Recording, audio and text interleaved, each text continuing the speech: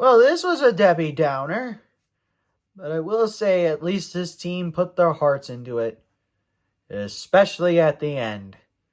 But with that said, here's the review.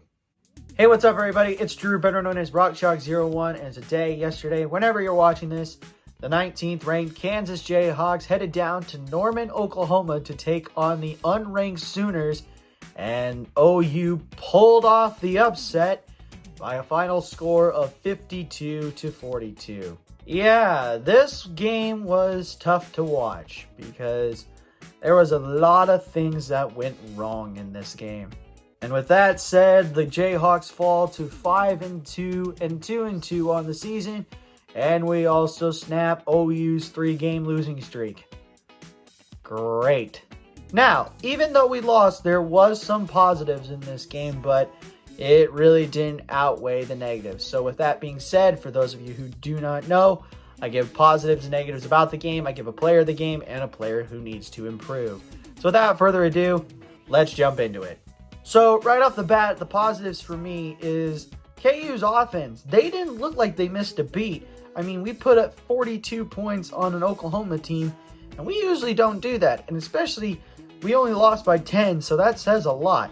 KU put up 430 total yards in the game, which includes 265 passing yards and 165 yards on the ground with a yard per play average of 6.9. I mean, 22 first downs, 62 plays, not too shabby as well.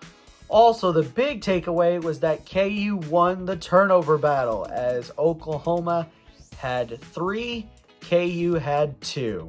And yeah, those are the positives. Now we get over the negatives, and it's just sad because Oklahoma put up 700 yards in this game with 403 coming through the air and 297 on the ground with a yard per play average of 7. 36 first downs, 16 of 21 on third down conversions, and 1 for 1 on fourth down. We couldn't stop them to save a lick. And they also passed, or actually got to the century mark in terms of plays, as they had 100 total plays in this game. I've never seen a number like that. Also, again, KU lost the penalty battle as well, as the Hawks had 1 more penalty than Oklahoma. Now, the yardage was so much different, as KU only had 5 penalties for 45, but Oklahoma had 4 for 45. The only bad thing on offense was the 2 interceptions that were thrown by Jason Bean, and then the third down efficiency really suffered as KU was only 5 of 11. Yeah, the yardage, the points, the play number, gosh, it was bad. So with that said, those are my positives and negatives. Oh, crap. The light went out.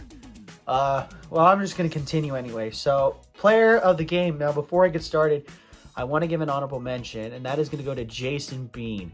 I don't think he had the quality to have a player of the game nod, but he still showed out. Bean threw for 16 of 27 for 265 yards, 4 touchdowns, 2 interceptions. Now, the 2 interceptions really took away from this, because if he had maybe 1 or none, I'd obviously give it to him. And he had a pretty good throw to a wide open Mason Fairchild in the last waning minutes of the half. That was key for Kansas to get back into the ball game and make it close to get to the locker room. So here is that play.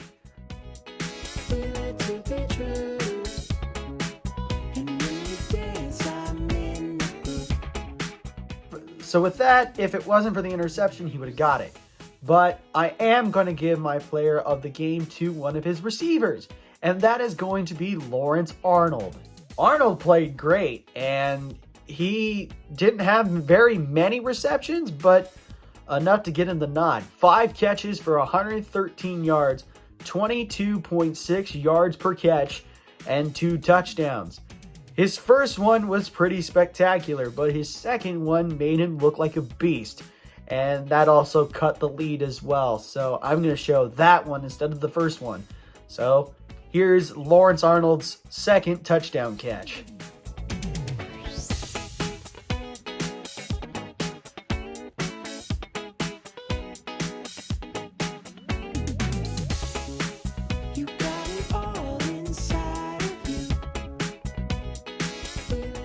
But yeah, Arnold played great. He made some great heads-up plays downfield, got open when he needed to. He actually caught a lot of his passes in double coverage.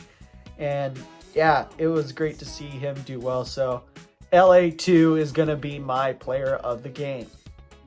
Well, the light went back on. So player who needs to improve, and actually it's going to be players who need to improve. And that is going to be Luke Grimm and Quentin Skinner. Both those guys could not find a way to get open at all. Luke Grimm only had a catch for 19, and Quentin Skinner had a catch for 7. What happened? In my mind, the only thing that I could see what happened to them to not get open is probably Oklahoma's secondary, keeping them on lockdown at this point. And man, it showed because their stat line wasn't really good.